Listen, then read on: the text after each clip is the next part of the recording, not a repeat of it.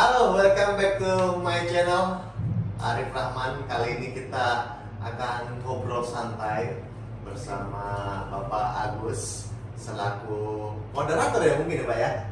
Bisa dibilang Ya, seperti itu.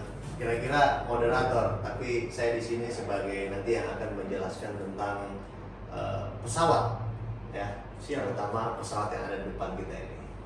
Mungkin ada yang mau disampaikan Pak Agus? Oh, siap Bapak. Terima kasih sudah mengundang saya di podcast kita ini. Ya. Ya. Di sini kita punya pesawat Bapak. Mungkin untuk para entusias lover untuk dunia aviasi, mungkin Bapak bisa menjelaskan ini. Ya, kita punya model di sini, Papa Kilo Anu. Ya. Ini adalah pesawat kami.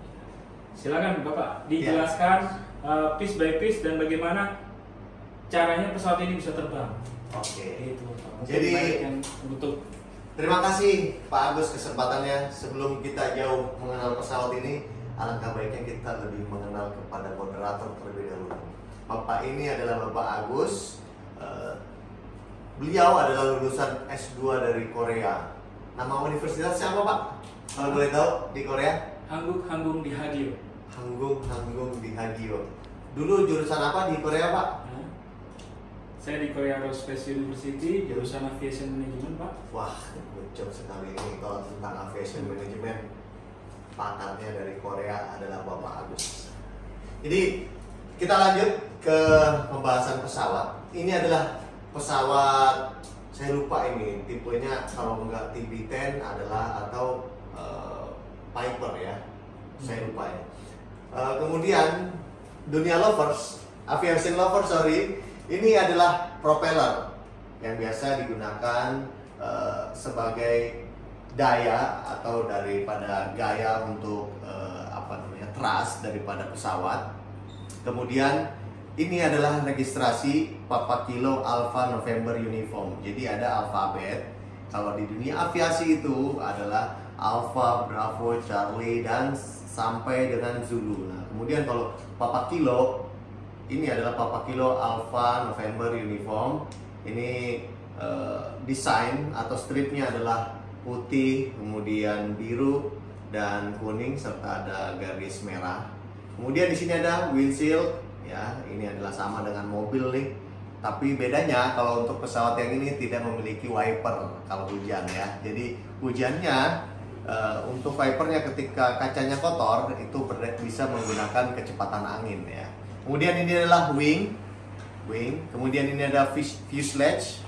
Kemudian ini adalah elevator. Kemudian ini adalah rudder. Dan mungkin ada lagi Pak Agus. Saya punya pertanyaan Pak. Ya, gimana Pak Agus? Pak, rata-rata pesawat dibikin warnanya putih Pak. Ya, karena dicat putih. Oke, karena sebenarnya ini adalah warna basic nih Pak. Warna basic putih, jadi lebih memudahkan. Mau dibuat warna biru, warna merah, itu tergantung daripada pemilik perusahaan. Ya, karena kebetulan kita ini di BPSDM, jadi kita ada corak biru, ya kemudian ada. Kenapa ini kuning? Dan di sini kuning, warnanya lebih mencolok. Jadi ketika amit-amit terjadi emergency, masih ada yang bisa terlihat ya, masih ada yang warna mencolok. Kalau seragamnya biasanya untuk taruna wearpacknya itu orange atau ada beberapa juga menggunakan warna hijau, tapi hijau yang dapat menyala ketika terjadinya gelap atau namanya green in the dark ya. Kira-kira seperti itu Pak Agus. Ini salah satu apa namanya nih Pak Agus? Ini namanya apa Pak Agus? Saya lupa. Miniatur pesawat ya. Saya ada pertanyaan lagi Pak. Ini kan cuma satu Pak baling-balingnya. Kalau baling-balingnya bermasalah Pak, bagaimana nasib pesawatnya Pak? Kalau yang pesawat dengan satu, itulah fungsinya maintenance Pak. Jadi sebaik-baiknya maintenance ini adalah sebaik-baiknya keselamatan Pak ya. Karena dengan engine satu ini, dengan terjadinya emergency, udah Pak, tinggal kita gliding sambil berdoa Pak. Jadi ya, jadi kita sambil berdoa, Pak, sambil berdoa, mudah-mudahan dapat tempat yang layak, entah itu layak buat landing atau layak di sisinya ya Pak ya. Waduh. Ya, kira-kira Artinya seperti apa itu. Pak layak di sisi? Artinya ketika engine kita mati di atas, ini tinggal kita gliding saja nih Pak. Tidak ada lagi yang bisa menolong kecuali keahlian pilot sama doa yang dari atas atau pemberian apa ya, mujizat mungkin kira-kira, Mujizat, ya? kurang lebih seperti itu ya Pak ya. Oke. Ya, begitulah kira-kira Pak. Bapak pernah mengalami hal seperti itu Pak? Atau ada trainingnya Oke. pada saat Saya pernah mengalami kejadian ini waktu di Surabaya nih Pak. Oh, Saya Surabaya. sementara cross country dari Semarang menuju Banyuwangi.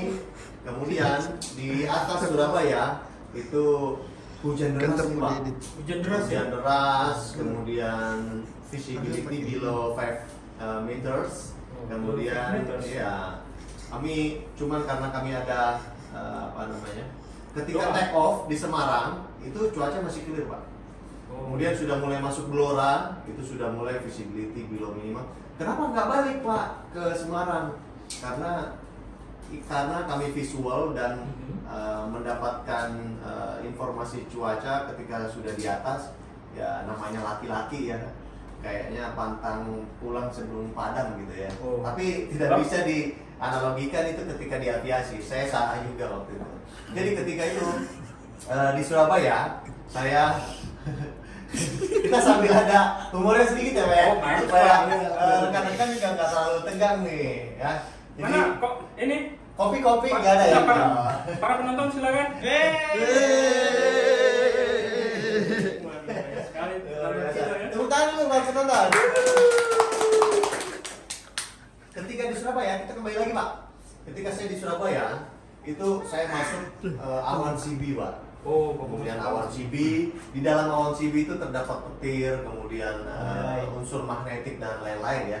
Jadi di dalam itu tidak ada lagi oksigen Pak, yang menghasilkan ya, sehingga berdampak kepada engine saya, di mana pembakaran itu kan membutuhkan fuel, oksigen sama after ya. Jadi pembakarannya tidak sempurna, berefek kepada engine saya yang mati selama kurang lebih 1 menit. Nah, 1 menit itu saya melakukan gliding sampai dengan ketinggian 1000 feet sambil berdoa Pak.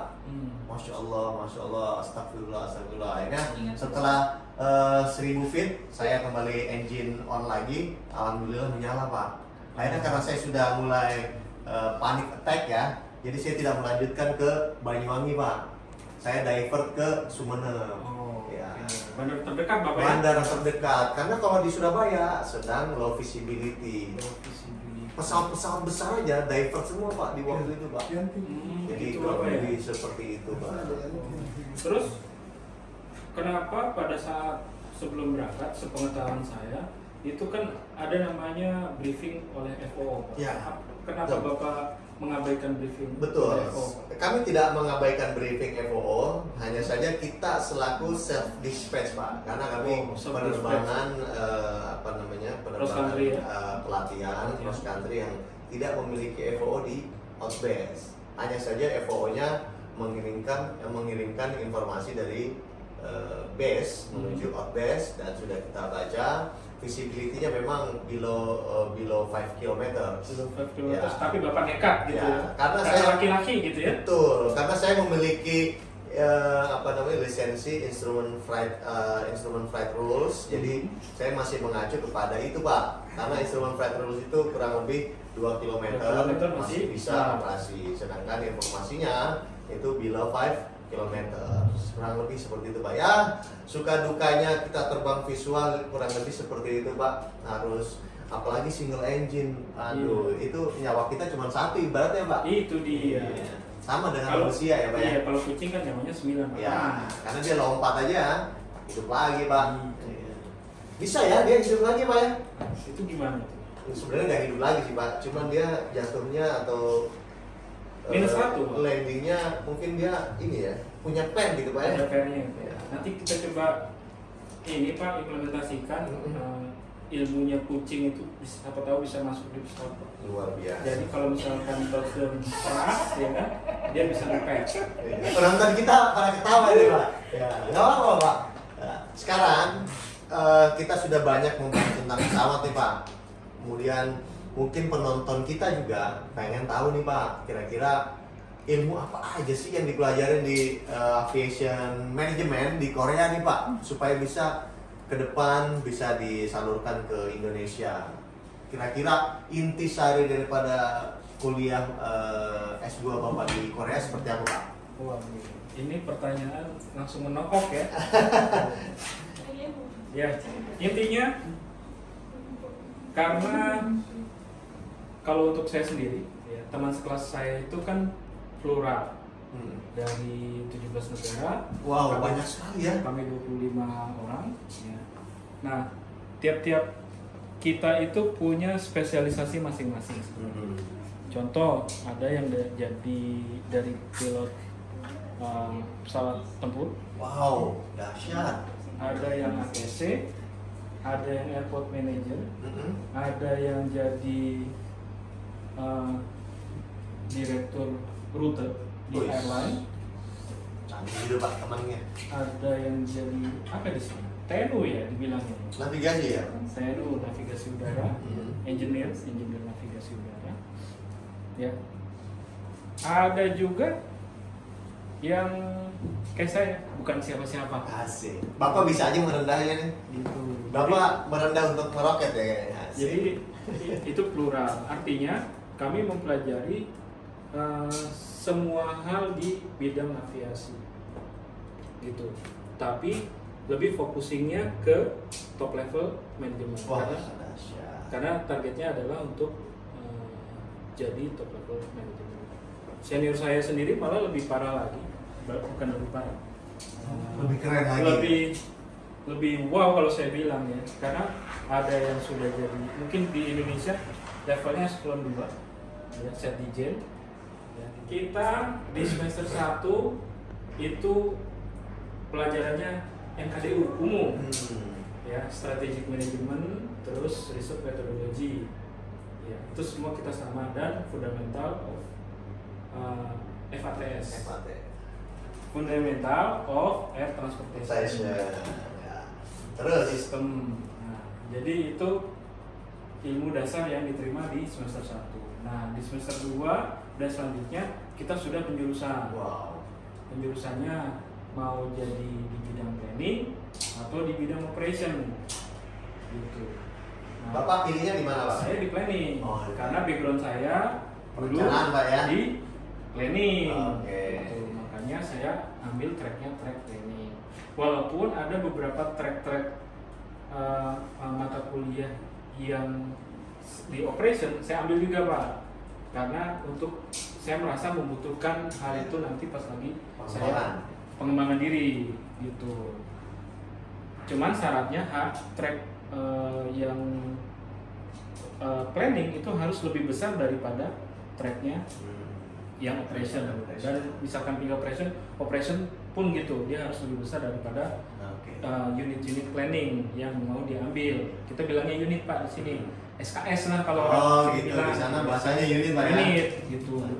Ya. Nah, jadi contohnya di semester 2, saya ambil Intelligent Transport System. Ya. Pada dasarnya Intelligent Transport System itu ilmu darat Pak, transportasi darat. Ya, ilmu transportasi darat. Mungkin kalau di sini itu UGM. Kalau Bapak ambil MSTT, ya kan? MSTT itu pasti ada. Transportasi. ITS namanya, Intelligent Transport System. Nah, itu untuk ya ilmu operation sebenarnya Pak. Tapi saya mau nyambungin sama ilmu planning. Perencanaan. Ya, airport planning, karena saya ngambilkan airport planning. Jadi airport planning sebelum kita naik pesawat kan kita harus lewat darat dulu Pak. Betul. Gitu, makanya saya ambil Intelligent Transport System. Jadi begitu teman-teman, kurang lebih ilmu yang didapatkan di Korea itu, bandara-bandara yang akan dibangun itu akan selalu di planning oleh beliau ini, kurang lebih seperti itu ya. Kurang lebih seperti itu ya Pak ya. Amin. Amin gitu. Mudah-mudahan dapat gitu Pak ya. Amin. Ya, bisa bergabung dengan tim daripada airport planning yang telah ditunjuk dalam membangun sebuah bandara. Jadi, kurang lebih begitu Pak ya. Jadi Begitu, terima kasih nih Pak sudah menjadi narasumber pada pagi hari ini. Oke, mari kita tutup dulu, Pak. Iya. Ini Ini khasnya Papua. Khas Papua. Ini namanya apa, Pak? Kalau di Papua nih, Pak? Hah? Bapak nggak tahu? Saya juga nggak tahu, Pak. Ini gendang, Pak. Oh, Gendang udah. Papua. Tapi ada nggak nama khusus? Ada, Pak. Apa namanya? Iya, saya bukan orang Papua, jadi Oh. saya agak-agak Oke. lupa. Intinya ini adalah khas Papua yang biasa digunakan di acara-acara adat ya, Pak ya? Acara adat, Pak. Acara adat atau acara keagamaan ya? Enggak ya? Adat lebih. Oh, lebih ke adat ya, suku ya? Ke suku. Oke. Bapak silakan dicoba, Ya. Pak. Nah, itu berarti udah sama. Oke. Oke. Udah sah kita tutup Kita atau tutup, kita Pak. buka? Kita tutup. Jangan lupa diminum dulu, Pak. Diminum dulu. Oke. Nggak ada ya? Nggak ada minumnya, Pak ya? Aduh, maaf lah, Pak. Ini podcast ini ekonomis, Pak. Ekonomis ya. Ya, jadi yang penting karena podcast ekonomis, narasumbernya pun nggak dibayar di sini, Pak. Walaupun kita menghadirkan Bapak Agus ini sebagai expert di bidang airport planning, tetap beliau tidak dibayar. Jadi no gratifikasi ya bagi ASN. No Betul, Pak? gratifikasi bagi ASN. Ya.